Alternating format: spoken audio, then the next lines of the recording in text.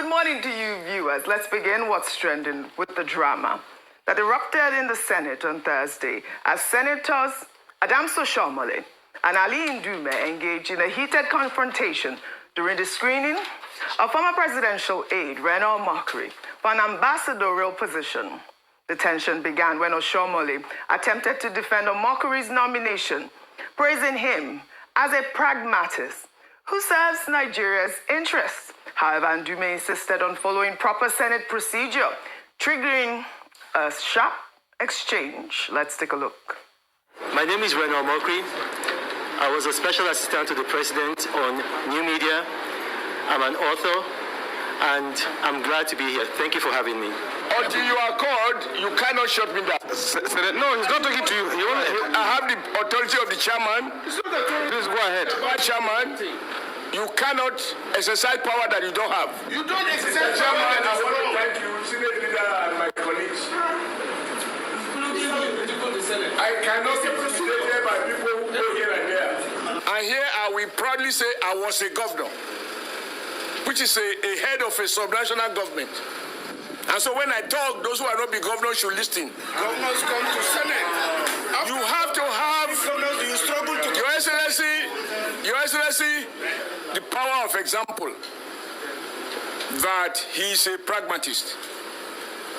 He is not detained by old feelings.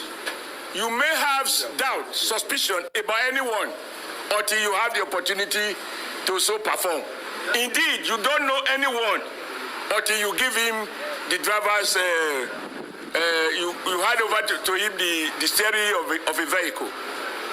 This young man has shown that where he sees a compelling evidence in the interest of the Nigerian nation, he will not be ashamed to say that I was wrong in my assumption. From what I have seen, this man is working, and he deserves the support of all those who want progressive governance.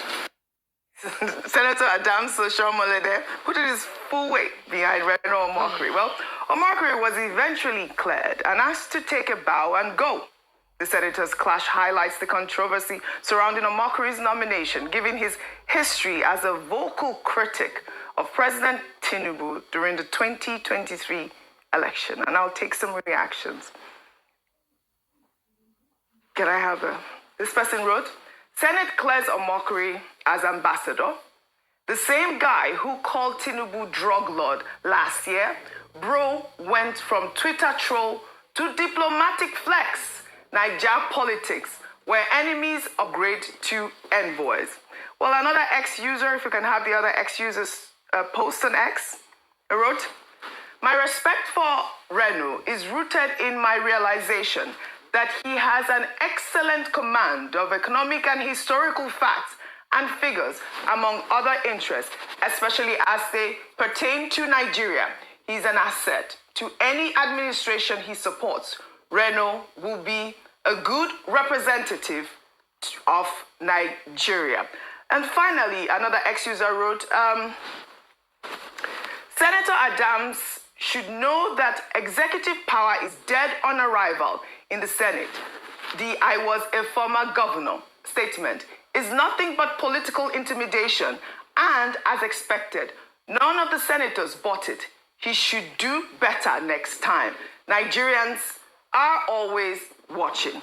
And that rancor was quite loud, right? And I'll take this final ex-user, Ayejola, who wrote on X session.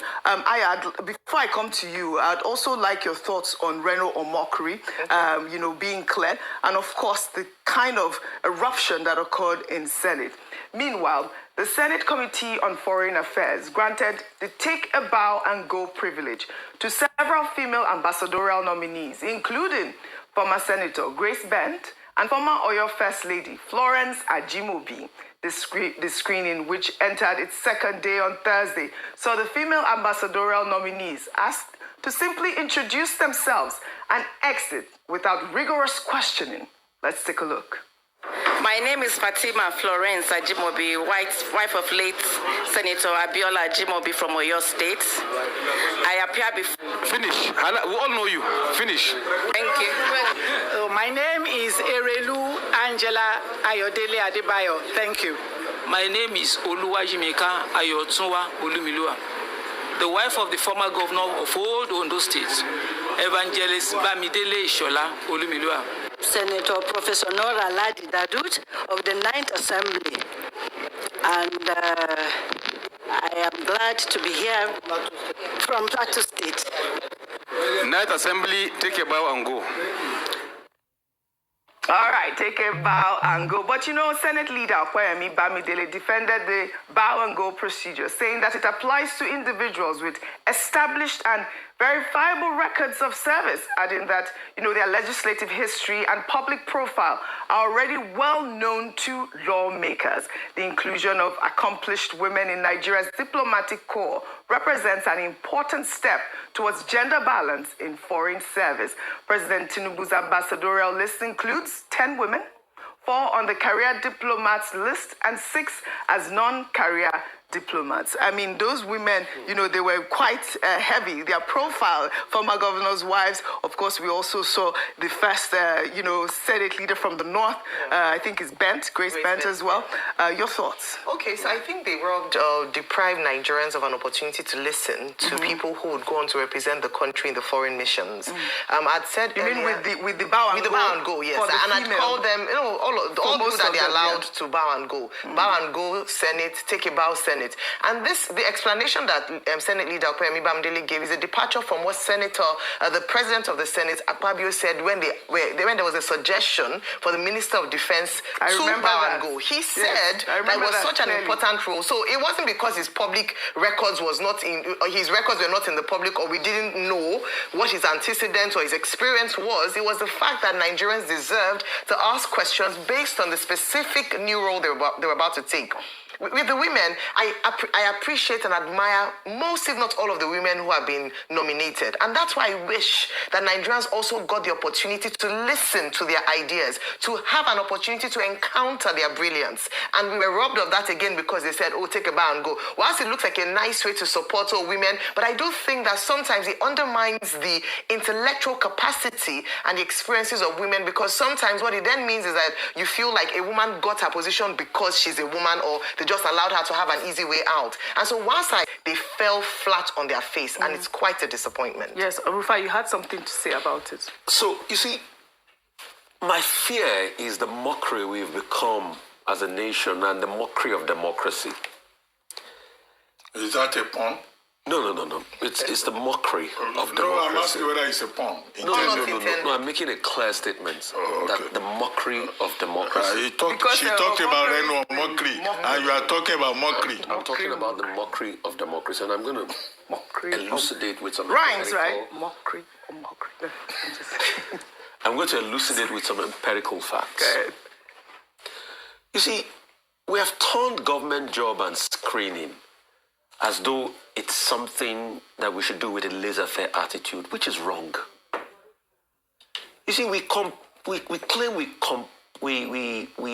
copied things from America, but what we did not copy is the rigor at which we screen government officials. While I was speaking, I was just checking how many hours did Rex Tillerson's screening take, because I remember that screening particularly because I watched it. He was screened for 9 hours by the Foreign Affairs Committee. See, if you are to compare Rex Tillerson in terms of profile, he beats everybody that was nominated on this ambassadorial list. You know why? He was the chairman and the head of an international oil behemoth. None of them control the kind of business expansion that Rex Tillerson controlled. But despite the fact that he was the chairman of Mobil, he was still screened for 9 hours.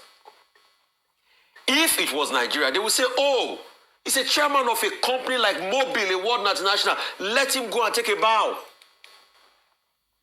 But we use, because of the personality of people, and say, let them take a bow, which is wrong in the first place.